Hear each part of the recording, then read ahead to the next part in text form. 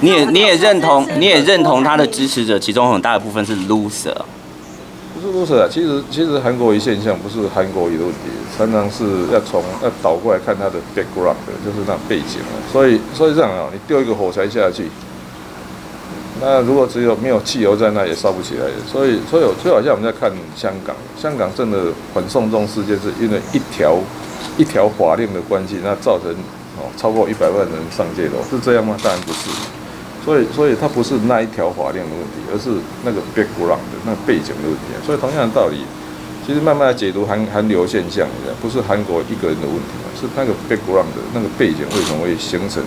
所以一根火柴，你点一根火柴丢过去，如果没有汽油在那里，那根火柴就是个熄了就没有了。是不是你像你以前讲的，如果皇上英明神武，就不会有丐帮这样的问题？